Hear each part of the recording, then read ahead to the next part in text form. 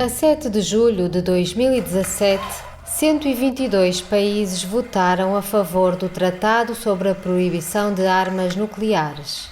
Os países que não têm armas nucleares votaram pela sua proibição, mas vivem sob a sua ameaça. Sem que a maioria dos seus cidadãos soubesse, os governos das grandes potências nucleares não votaram e, no entanto, a proibição foi aprovada. Algo novo estava a acontecer. So the humanitarian initiative was really a way to challenge the mainstream security discourse that treat these as tools of international security, the language of deterrence, treating these weapons as something that prevents conflict, instead of actually examining them for what they are. The focus changed from tools of security and stability to human beings are destroyed. Nuclear weapons are catastrophic to humanity and catastrophic to life on this planet. Although it's the people who suffer, and this has been forgotten in our debate. Now, we today have a massive body of evidence that a nuclear war would simply not only not be winnable, it would likely destroy life on Earth as we know it today. I mean, basically, I think we face an incredibly dangerous situation. I think if we don't get rid of these weapons, they are going to get rid of us. And everything that we cherish, and it doesn't have to be. It's not a practical weapon. It's basically just a big symbol. And I think that's why the treaty is so effective, because you fight symbols with other symbols.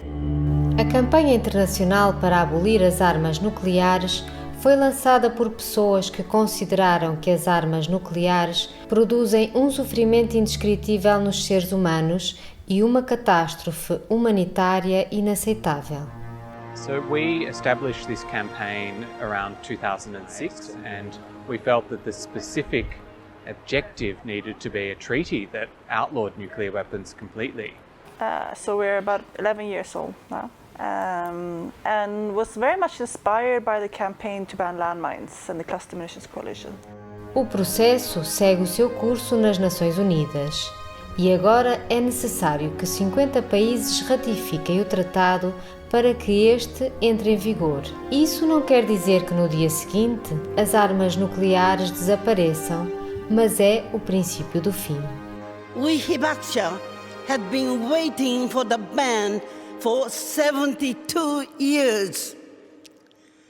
Let this be the beginning of the end of nuclear weapons.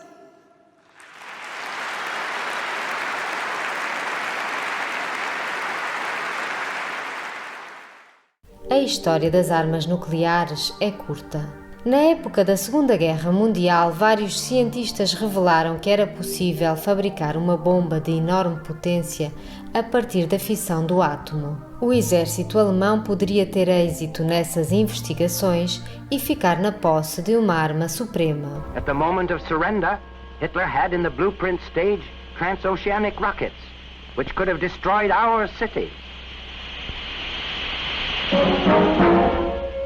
A administração norte-americana encara isso como uma questão de sobrevivência e destina recursos enormes à construção da bomba atómica. Mas quando, num primeiro ensaio no deserto do Novo México, um sol em miniatura anuncia o início da era nuclear, o exército alemão já se tinha rendido. A decisão de usar a bomba atómica sobre as cidades japonesas é tomada numa nova situação, marcada pelo fim da guerra e pela repartição do mundo entre as potências vencedoras. Na Segunda Guerra Mundial, os exércitos massacram a população civil ao arrasar cidades inteiras sem piedade. Esses bombardeamentos já antecipam o horror nuclear. A 6 de agosto de 1945, uma bomba de urânio é lançada sobre Hiroshima. At that moment, I saw in the window the tremendous flash. And I couldn't comprehend But before you had a chance to comprehend what was happening, I knew my body was flying up in the air. After that, I lost consciousness. Now, when I regained the consciousness in the total darkness and silence, I knew, finally, Americans got us.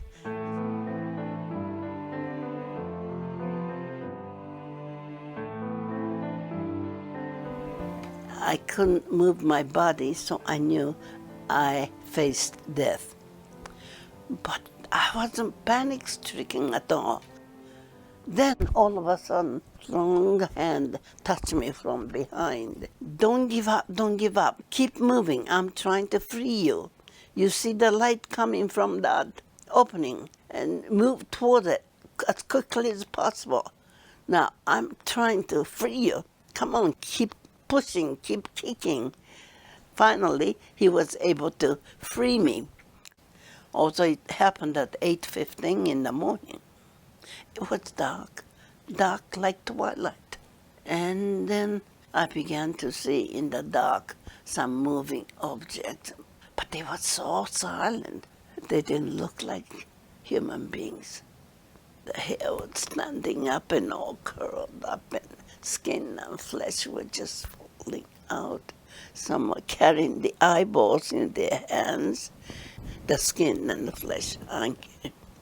The majority of my schoolmates were working in the center part of the city.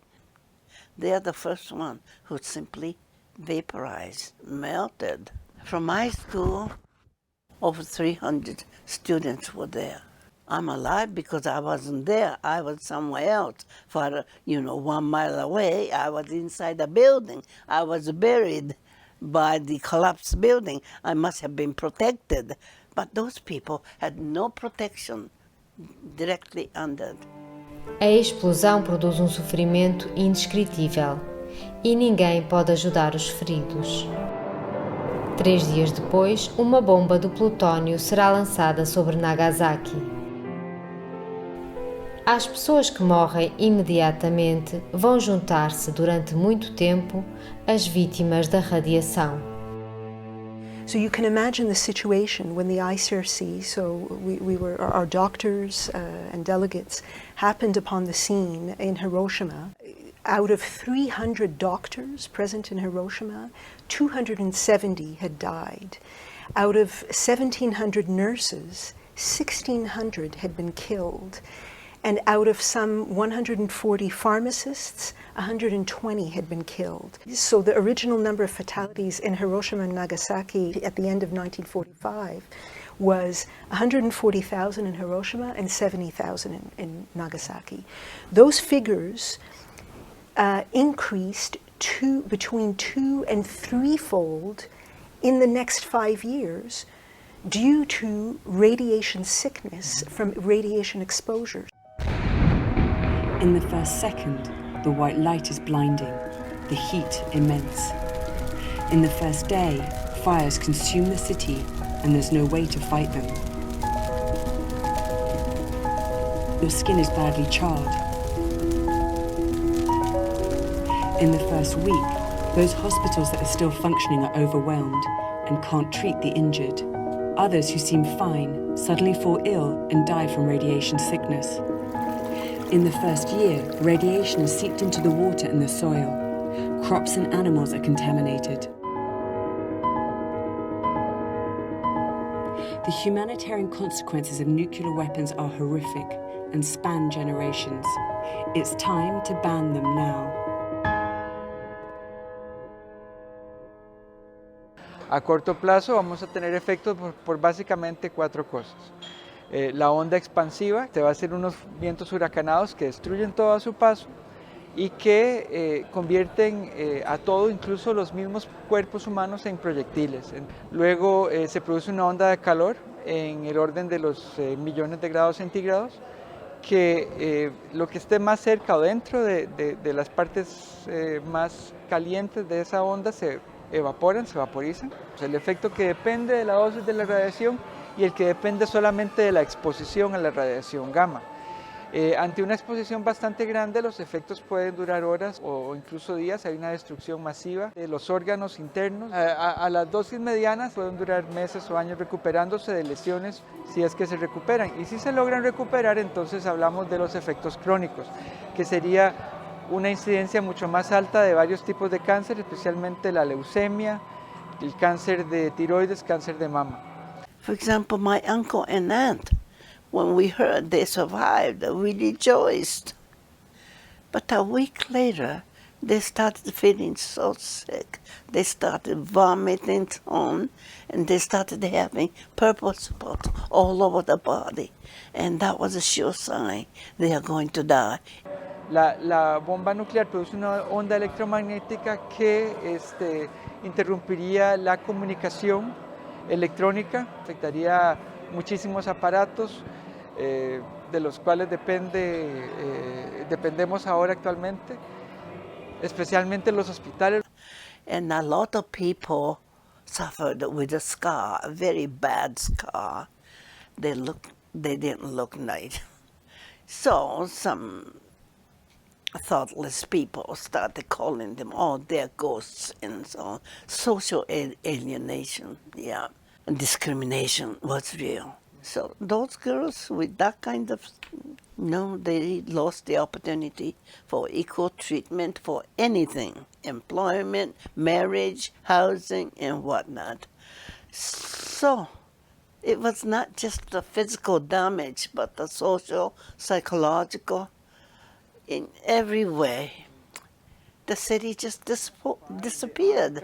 O uso da bomba é justificado como um mal necessário para alcançar o fim do conflito rapidamente. No entanto, isso agora é questionado pelos historiadores. Recent research shows that it's highly unlikely that the Japanese surrendered because of nuclear weapons. They surrendered because the Soviets came into the war. The night before we bombed Nagasaki, the Soviet Union declares war. It significantly changes our view of nuclear weapons writ large because Hiroshima was the first impression. It was the notion that set up all the subsequent thinking. And if we change how we think about Hiroshima, it changes everything. A partir desse momento, qualquer potência que não tivesse armas nucleares iria sentir-se vulnerável. Nos anos seguintes, a União Soviética, o Reino Unido, a França e a China desenvolveram as suas próprias bombas atómicas, uma etapa conhecida como Guerra Fria. É também nessa altura que se fundam as Nações Unidas, na tentativa de criar um fórum de mediação que evitasse que os conflitos chegassem à confrontação armada. Os Estados-membros também assinaram a Carta dos Direitos Humanos, direitos universais acima dos interesses ou da força das partes. No entanto, estas aspirações foram perdendo terreno face a uma crua realidade, a de grandes potências que dominam o planeta pela força e o colocam em perigo com uma irresponsável corrida ao armamento. The United Nations had been working to address the threat of nuclear weapons since its foundation. The very first resolution adopted by the UN General Assembly was for the total elimination of all weapons adaptable to mass destruction. And yet it took all that time to finally put in place a total ban on the weapons. Foram-se realizando ensaios nucleares com bombas cada vez mais potentes até atingir os 2000 ensaios. Calcula-se que a radiação dos ensaios afetou milhões de pessoas. And in order to test nuclear weapons, primarily they've been tested on the lands of indigenous people. They've been tested on the lands of those without power. And that's deliberate. So in the 1950s and 1960s, nuclear weapons were tested in Australia by the British government with the full support of the Australian government. And this has had a profound impact, particularly on the indigenous communities that live nearby. And even though the tests stopped decades ago, the consequences are still being felt today. No Japão, o exército dos Estados Unidos fotografou e mediu tudo, incluindo as consequências da radiação nos corpos e na saúde humana.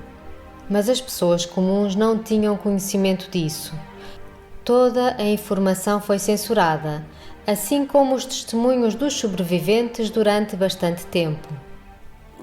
Later on, the United States established something called ABCC, Atomic Bomb Casualty Commission, in Hiroshima and Nagasaki. So people were so happy. Finally, we were going to get some medical attention, medical supply. But no, the sole purpose of those was to study the effect of radiation on human body, but not to give supply or help, medical help. When people found that out, you can imagine, they felt, oh, they are simply using us as guinea pig. And then there was quite a bit of oppression, so people were not that free. Even the press were not free to write about. And not only that, they started confiscating personal things among the survivors. Some people kept the diaries, or the pictures, photographs, slides, all kinds of, but those things were too dangerous. They were all confiscated, 32,000 items in all, and they were shipped back to Washington. Também não era do conhecimento dos norte-americanos, até que alguns jornalistas corajosos se esquivaram da censura e então as pessoas souberam do horror nuclear. As armas nucleares foram justificadas como armas defensivas. É a doutrina da dissuasão. Supõe-se que a bomba nuclear dissuade o inimigo de atacar. No caso dos dois blocos da Guerra Fria, a certeza da destruição mútua seria a garantia da paz e da segurança mundial. No entanto, desde a Segunda Guerra Mundial houve várias ocasiões em que o confronto esteve prestes a culminar numa guerra nuclear. A mais conhecida é a crise dos mísseis em Cuba. A guerra aberta esteve próxima e vários assessores do presidente Kennedy aconselharam a invasão da ilha e até o uso de armas nucleares. Finalmente deu-se um passo atrás, no último momento, e o sobressalto experimentado criou a condição para os primeiros acordos de limitação dos testes nucleares. So deterrence, the notion that nuclear weapons have kept us safe during crises is simply historically inaccurate. The nuclear believers often say deterrence has been perfect because there's been no nuclear war. It's a ludicrous argument on the face of it. In 1948, the Soviets blockaded Berlin, and it's a situation which could easily have led to nuclear war. The United States had a monopoly on nuclear weapons, but the Soviets weren't deterred. In 1950, the Chinese joined the Korean War despite the US moving nuclear weapons to Guam, and so on. You say deterrence has never failed. Clearly it has. If human beings are fallible and if human beings are involved in nuclear deterrence, then nuclear deterrence, by definition, is inherently flawed. It will fail.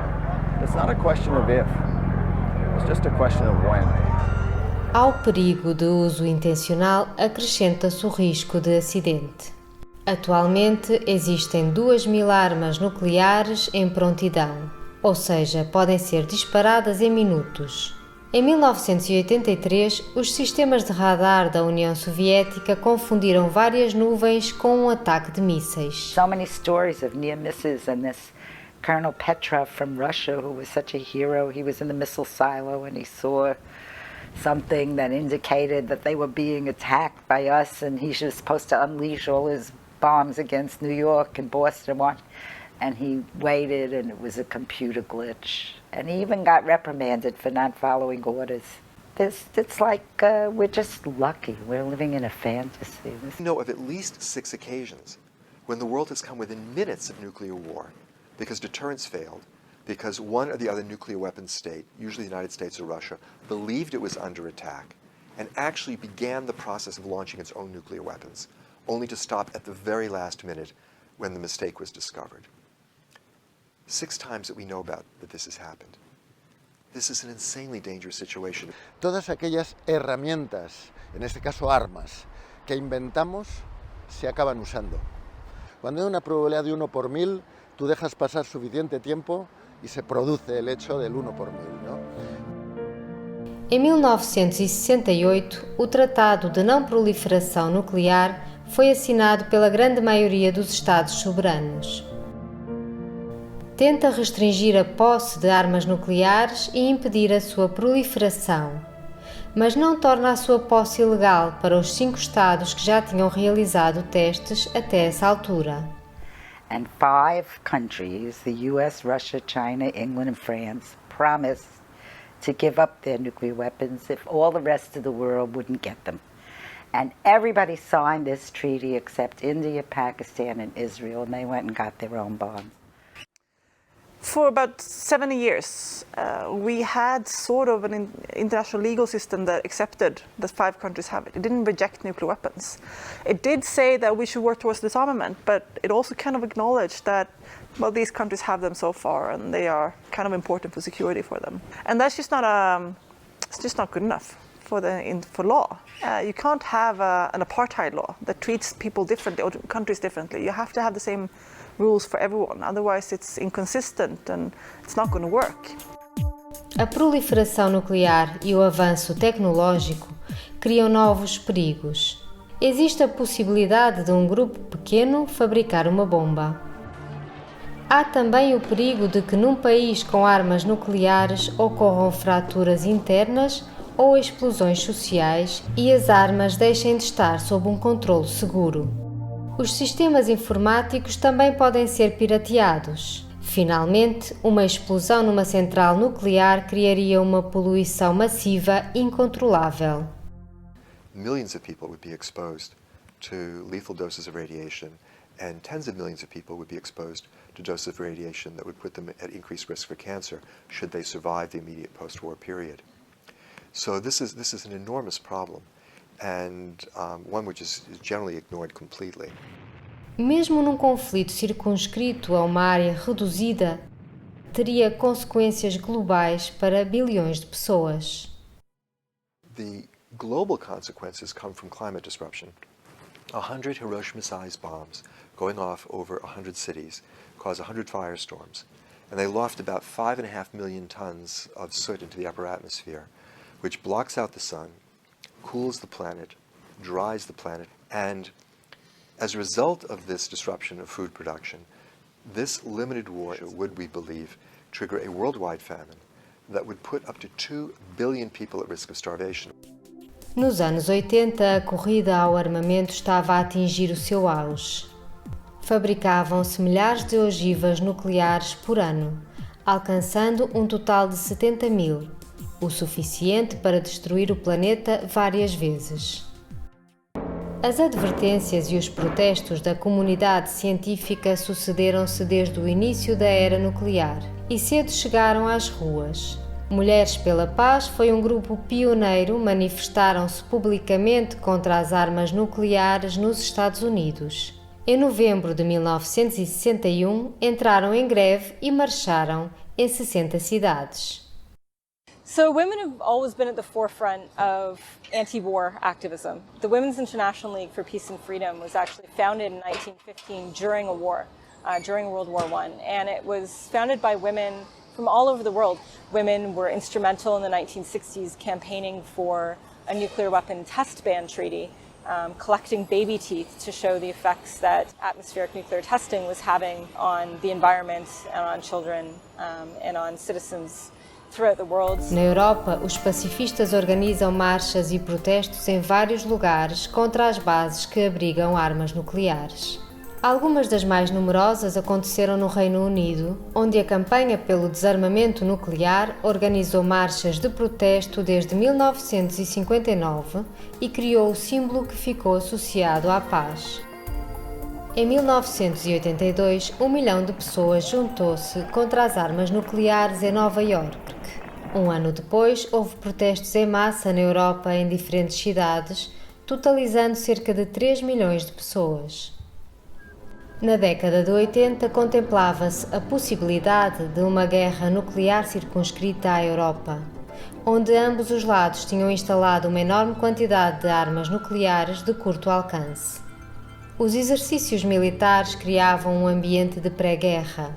A tensão atingia o limite e o clima social às vezes tornava-se apocalíptico. They had a march in Kazakhstan that was led by this Kazakh poet Olza Suleymanov, because the people in the Soviet Union were so upset in Kazakhstan. They had so much cancer and birth defects and waste in their community, and they marched and stopped nuclear testing. Gorbachev said, okay, we're not going to do this anymore.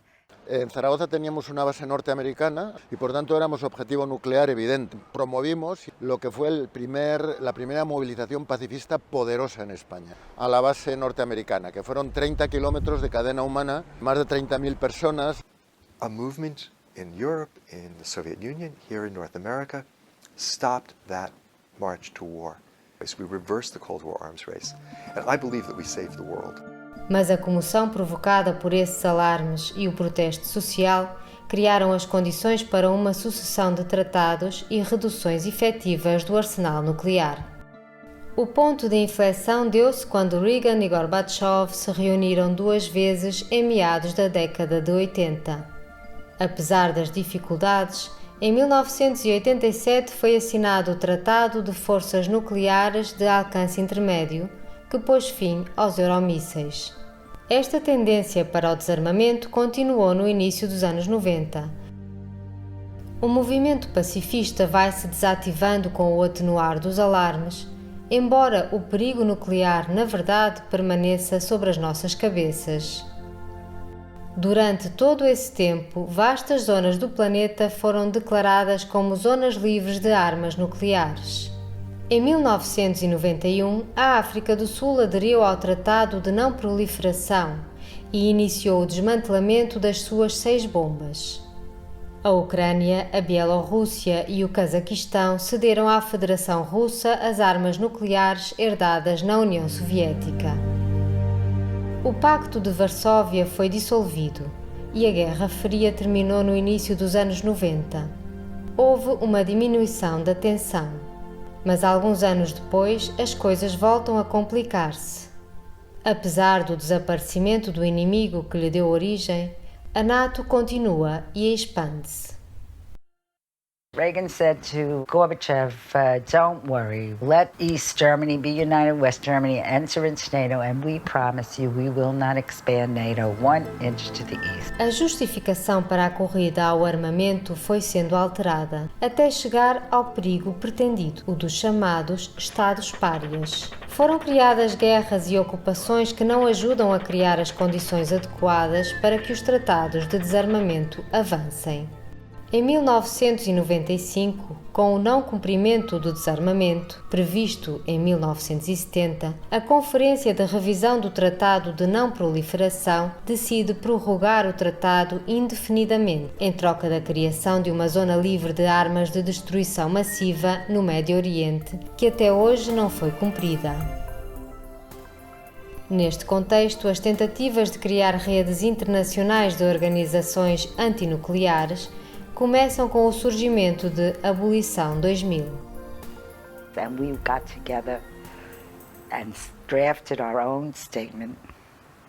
We asked for a treaty to eliminate nuclear weapons by the year 2000. We acknowledged the inextricable link between nuclear weapons and nuclear power and asked for the phasing out of nuclear power and the establishment of an international renewable energy agency. 5 décadas depois da sua entrada em vigor, o Tratado de Não Proliferação não foi cumprido no que diz respeito ao desarmamento. The NPT commits states in Article 6 to nuclear disarmament, to effective measures towards nuclear disarmament. Well, there's a loophole because it doesn't promise, like the chemical and biological weapons say they're prohibited, they're illegal, they're unlawful. The NPT just said we 5 countries make good faith will make good faith efforts, that's the language, to eliminate, for nuclear disarmament. Embora o número de ogivas nucleares não tenha aumentado, o investimento na modernização do arsenal continuou. Se están invirtiendo miles de millones de dólares al año. Actualmente 120.000 millones de dólares al año. Estamos usando muchísima plata, la plata con la que podríamos estar librando al mundo enteramente de la hambruna, dándole educación primaria para absolutamente todo el mundo. Climate change, poverty, inequality. We can't be wasting billions of dollars on nuclear weapons. Atualmente, os 9 países nucleares têm quase 15.000 bombas e todas elas são mais poderosas que a de Hiroshima.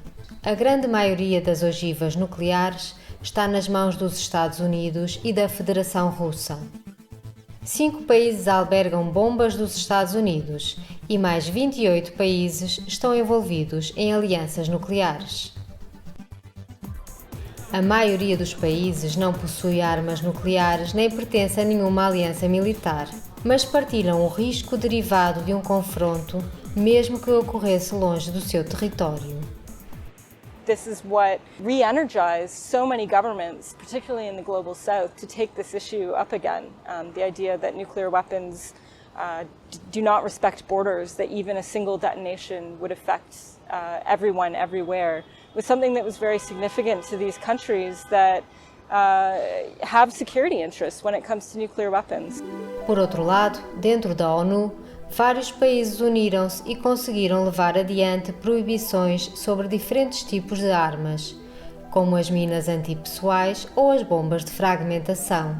Estas proibições foram bem-sucedidas, ou seja, conseguiram impedir que essas armas fossem fabricadas e usadas, mesmo sem o apoio das grandes potências. No one's saying that chemical or biological weapons are okay for certain countries but not others, and no one's saying that it's okay to be sheltering under a chemical weapon umbrella or a biological weapon umbrella. Em 1980 foi criada a Associação Internacional de Médicos para a Prevenção da Guerra Nuclear, com base em considerações éticas partilhadas pelos médicos dos dois blocos. É esta associação que, 26 anos depois, lançará a campanha internacional para a abolição das armas nucleares. Basically, I think what drove all of us was this idea that nuclear weapons pose the greatest threat to public health in the history of the world, and that as physicians, we have a responsibility to address that problem, because all the things that we do for our patients in the course of our daily practice are going to be for naught if the world blows up in a nuclear war. Esta campanha exige a negociação de um tratado amplo, irreversível, vinculativo e verificável com a maioria dos países. A partir de 2010, o foco muda. Passa a ter como base a catástrofe humanitária causada por armas nucleares e não os critérios de segurança dos Estados, que era a narrativa dominante até então. All of the states party to the Non-Proliferation Treaty agreed by consensus that any use of nuclear weapons would have catastrophic humanitarian consequences, and nuclear weapons must be considered through the lens of international humanitarian law. That really opened up space for an examination of the humanitarian effects of nuclear weapons once again. And at the same time, there was also started these joint statements at the UN. 16 governments got together to acknowledge the catastrophic humanitarian consequences. Saying that any use of nuclear weapons would have this, and under no circumstances should nuclear weapons be used. And this was quite, like a radical, but a sort of slowly, quite silently changing the narrative. Esta nova abordagem abria a participação aos países não possuidores, ao mundo académico e à sociedade civil. Em 2013, em Oslo, diplomatas de 128 Estados reúnem-se para estudar o impacto humanitário das armas nucleares e no ano seguinte irão continuar o trabalho no México, desafiando o boicote das 5 potências nucleares. As regras do jogo estão a mudar. It was the first time that you'd even organize something that the P5 didn't support. But we had the Civil Society Forum, the ICANN Civil Society Forum, on the eve of this big conference. And we had the then State Secretary of Norway, Gry Larsen, And she talked about, in front of 600 ICANN people in the audience, talked about the boycott. Well, they've been very angry, the P5. They came and they demarched us and said, you know, this is a distraction. And she just sort of shrugged her shoulders and say, well, you know, their arguments weren't very convincing. And the whole audience laughed. And it was the first time we laughed at the P5. And, you know, right there, it just clicked like, oh my God, this is all about changing power dynamics. And this is all about controlling the narrative. And we're doing something and they're on the outside. Lots of new evidence was unveiled, and we heard very poignantly and prominently from the survivors, the Hibakusha, and also the nuclear test survivors. Looking at the effects of an explosion, what this does to human bodies, what this does to cities, but also what it does to our economies and our way of life. Looking at the connections between the impacts and also the risks that we currently face, both in terms of intentional use of nuclear weapons, but also the risks from failures in command and control structures or accidental use of nuclear weapons. Well, in Oslo, we presented evidence about our inability to provide an adequate humanitarian response in case of use of nuclear weapons. No equipment exists to protect them from some of the radiation seeping through. Can you justify putting even more people at risk?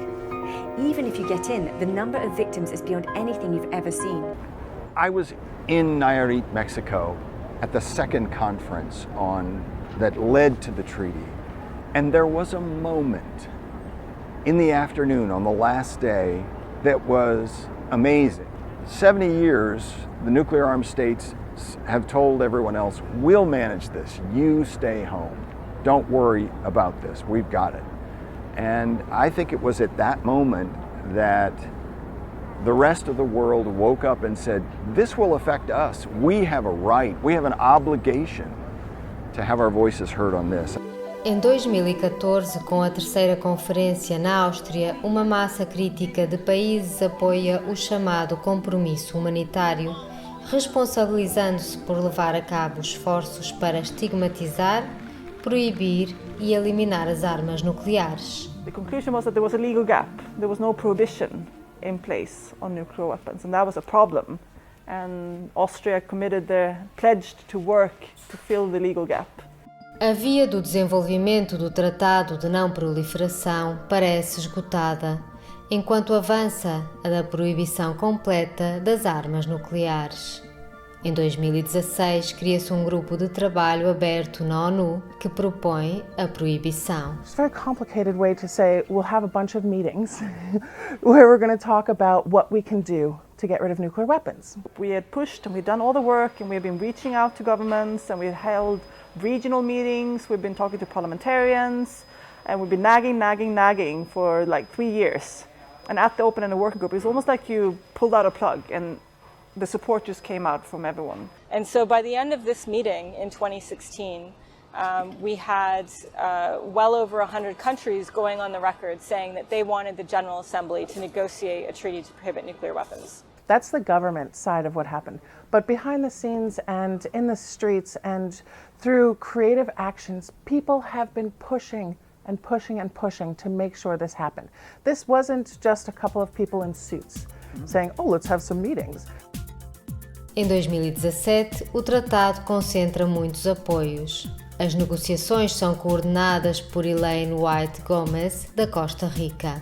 De Costa Rica, que es un país que decidió desde hace 70 años tener un enfoque distinto hacia la paz y la seguridad, aboliendo sus fuerzas armadas. Entonces, eso implica para un país como nosotros, que nosotros pusimos toda nuestra confianza en un sistema internacional que a través de las reglas y de las instituciones podemos resolver los conflictos y los problemas de la humanidad. In the course of the humanitarian initiative and the Treaty on the Prohibition of Nuclear Weapons, again, women have been instrumental. We had several women diplomats that were leaders for their countries. We had some all-women delegations also participating in the negotiations. We had women that were very active in the international campaign to abolish nuclear weapons. Hay, digamos, dos enfoques cuando uno conversa sobre el tema de la participación de las mujeres. La primera de ellas, somos miembros de la humanidad, tenemos derecho de participar. También contribuimos desde la perspectiva de nuestra propia vivencia. Hay una contribución desde tener una perspectiva distinta que refuerce los procesos de negociación. I don't believe that women are more peaceful than men inherently, but I think that women play certain roles in society. If your main perspective is, feeding people, providing healthcare to people, education to children, that's going to be your perspective on decision to go to war and use certain types of weapons. Além disso, escuta-se a voz dos seres humanos afetados. Each person had a name. Each person was loved by someone. Let us ensure that their deaths were not in vain. Estamos hablando de seres humanos que en su experiencia humana en esta vida han conocido los horrores de lo que estamos tratando de solucionar. Eso le dio a la conferencia un espíritu un sentido de ética y de justicia que no habría sido posible si ellos no estuvieran allí. Well, my job is to share my experience in Hiroshima and what it means to live in nuclear age, what horror that brings to humanity, and we should never ever let that happen again to another human being. That's my message, and I can't stop talking about it. I am going to keep talking. Em julho, 122 países, cerca de 2/3 do total, votam a favor do Tratado de Proibição. A partir desse momento, o tratado deve reunir 50 ratificações para entrar em vigor. The treaty includes a broad range of prohibitions, a prohibition, of course, on the use of nuclear weapons, as well as the threatened use of nuclear weapons, a prohibition on testing and production of nuclear weapons, and indeed a prohibition on the possession of nuclear weapons. It also says that a country cannot assist another country to engage in any of these kinds of activities. But then it also demands that you help survivors of nuclear detonations and help to clean up the environment after detonation. And I think that's really important language. It also has quite progressive language on gender, both encouraging participation of women in all decision making around nuclear weapons, and also recognizes the gendered impact of nuclear weapons.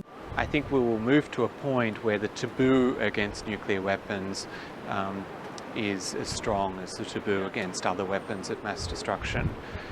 If this treaty was insignificant, if it didn't mean anything, why were they fighting it? I also think it's really shown the power of civil society and governments working together. We stood up to some of the most powerful, most heavily militarized countries on this planet and did something that they were forbidding us to do. The ability to kill massive amounts of people and inflict suffering and pain on civilians is not a sign of power and prestige. It's what dictators do, it's what human rights violators do, not respectable countries that want to have a good standing in the international community. And now it's their turn to be on the outside. They're going to have to justify why they want weapons of mass destruction, why they think threatening to mass murder civilians or end us all, collective suicide, is a reasonable security strategy. O Prémio Nobel concedido ao ICAN vem reforçar e difundir a campanha ainda mais. And the headlines were Nobel Peace Prize comes to Utrecht. A little bit, which is exactly what it was. And it's such a great thing because we get to celebrate as a campaign of 500 organizations in 100 countries. And it's a huge validation for the work that those campaigners are doing in whatever context. And I think that's the most beautiful thing that I felt immediately afterwards. Just seeing our campaigners, these different, all across the world, get on TV, take ownership of this amazing moment that had happened and really be elevated and validated for their hard work over the years. Para que o tratado seja ratificado no maior número de países possível, é importante a pressão social, o compromisso parlamentar, o apoio das cidades, o desinvestimento, a difusão e a mobilização são necessárias para que a proibição tome corpo. E depois, a pressão deve continuar até que a estigmatização das armas nucleares termine numa erradicação real. ICANN also has what's called the Parliamentary Pledge, which is signed by over 800 parliamentarians across the world. And it's a pledge to work to bring the treaty into force in that country. Parliamentarians are the representatives of the people, and they have a huge role to play in shifting government position. Everyone can write to their senator or diputado, wherever they are, and get them to endorse the parliamentary pledge. Y disponemos de una red de parlamentarios, tanto en el Congreso como en el Senado, en apoyo de la campaña y de las posiciones del ICANN, ¿no? En pro del Tratado de Prohibición de Armas Nucleares, y en estos momentos están 92 parlamentarios. So the ICANN Cities Appeal is a commitment that cities can make to endorse the Treaty on the Prohibition of Nuclear Weapons and call on their governments to join. Nuclear weapons are designed to be city destroyers, to have the maximum impact, to destroy as many lives and as much infrastructure as possible. Porque las bombas nucleares y los misiles están dirigidos a las ciudades, ¿no? Es una amenaza a la gente que vive en cada ciudad. Luego es misión del ayuntamiento que esté preocupado por luchar contra la violencia, defender a sus ciudadanos y a sus vecinos y vecinas frente a la amenaza nuclear. We went to our city council to divest. We spoke to the finance chair of the council, and he said he would write a letter to the comptroller who controls all the investments for the pensions of the city, which billions of dollars, if we could get 10 members of the council to sign on with him. I mean, I called my councilman, and they told me he was on paternity leave. He had had his first child, so I wrote him a long letter saying, what a wonderful gift to your child to have a nuclear-free world if you would sign this letter, and he signed. It only takes a few people to organize with city council. It only takes a few people to organize an event at your local library or a church or a school, to have a conversation and to make a difference to policy, because all of this trickles up to policy making. A iniciativa Não Invistas na Bomba tenta dificultar o financiamento das empresas produtoras de armas nucleares. And what Don't Bank on the Bomb does is it gives everyone a pathway to resist nuclear weapons. People might not know this, but private companies make key components for nuclear weapons. And in order for them to be able to do that, they need financing from banks and pension funds. If you have a bank account, you can do something about nuclear weapons. You can talk to your bank and ask them, do they have a policy on investment? If you have a pension fund, is your pension fund profiting from the production of nuclear weapons? And if they are, why? You have a right as a consumer, you have power to do something, to change that. And people are. I also learned that the stigmatizing effect goes beyond law, but it also can have economic impacts, which are extremely powerful when we're dealing with the production and sale of weapon systems. Estados Unidos cerró su última fábrica de municiones en racimo sin haber nunca firmado la Convención en contra de las municiones en racimo. You know, the U.S. never signed the landmines treaty, but we don't make them anymore and we don't use them. The decision to ban nuclear weapons will be a courageous one. It will change the world. There are billions of reasons why we need to ban nuclear weapons now. Each and every one of them has a name, a story, and a dream. El tratado es una herramienta bastante potente, pero el desarme nuclear no va a llegar con la firma de un tratado. Necesitamos de un movimiento global. Necesitamos que la gente entienda, de generar conciencia a nivel de todo el mundo.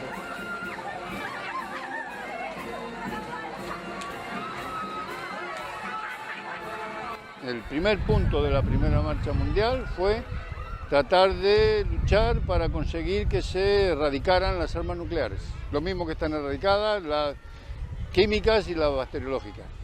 Objetivo, volver a poner en la agenda la cuestión de la no violencia y la cuestión de acabar con las armas nucleares. La marcha lo que va es a recorrer durante varios meses un montón de países, dar la vuelta al mundo.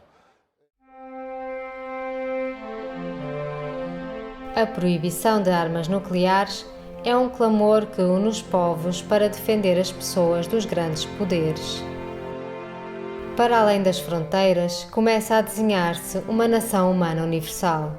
Um mundo sem guerras, sem violência, seres humanos em harmonia com o meio ambiente, com direitos, ao mesmo tempo que se vai construindo um sistema económico justo. Será um mundo que combina diversidade de etnias, línguas e culturas num belo mosaico. En la historia humana estamos en permanente evolución y los cambios importantes no se dan de la noche a la mañana. Si las personas que estaban luchando por el fin de la esclavitud hubieran pensado que aprobando una ley o un tratado en un lugar muy específico no se iba a lograr, no tendríamos hoy lo que tenemos. Estamos en un proceso de transición y de cambio estructural. La comunidad internacional ya ha atravesado por esas etapas antes.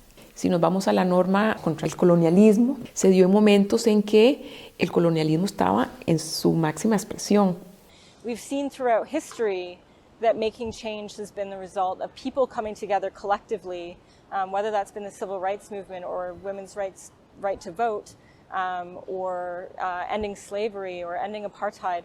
It's all been collective people's action that has changed the world. I mean, just imagine how quickly the world has changed its mind on other things. Things like gay marriage, that was very controversial and unacceptable to many, and then very quickly it just changed. And I think it can be the same thing with nuclear weapons. That it's just like, oh my God, remember when we did that? Remember when we had these like crazy suicide bombs and like we just thought that it was normal? Dia, a era nuclear ficará na nossa memória como um pesadelo que surgiu num momento de temor e destruição. Uma vez mais reencontramos o nosso caminho na história. E é precisamente nos nossos tropeções e momentos de confusão que volta a manifestar-se uma direção evolutiva que nos orienta desde a noite dos tempos. Reconhecemos que a vida de cada ser humano é sagrada e rejeitamos com todo o nosso ser as armas nucleares, porque produzem nos seres humanos danos e sofrimentos inenarráveis. But you know, politics changes constantly. We're in a political climate right now that would have been totally unthinkable many years ago, and that doesn't only have to be negative. It can also be positive changes. It can also be quick changes in issues that we thought were intransigent for a long time, and nuclear weapons is part of that. Working on nuclear disarmament is definitely a passion for me. It is my heart and soul, I think. Well, the whole project of abolishing war, of challenging violence. And it really comes from a place of believing that it is possible to change the world that we're living in. Para mí lo que me motiva es la esperanza y de que se puede hacer el cambio y la convicción de que hay que hacerlo, de que hay que hacer cosas, de que esto no está bien. I'm really and constantly inspired by the people I get to work with, because people who choose to spend their energy on nuclear weapons are not seeking fame and fortune. They're seeking to make the world better for themselves and for coming generations. To have the opportunity to work with such talented and passionate people, to be part of a historic process that will have implications for the security and welfare of future generations is a great privilege and honour, and I couldn't think of anything else that I would prefer to be doing. These weapons are not, they're not a force of nature, they're not an act of God. We have built these weapons, we know how to take them apart. And I think it's important for us all to understand, no one of us is going to do this by ourselves. But if each one of us does that part of the job which is ours to do, we can be successful again as we were in the 80s, and we can save the world again. and we can look ourselves in the mirror and say, hey, okay, I did what I was supposed to do. We Hibakusha had been waiting for the ban for 72 years. Let this be the beginning of the end of nuclear weapons.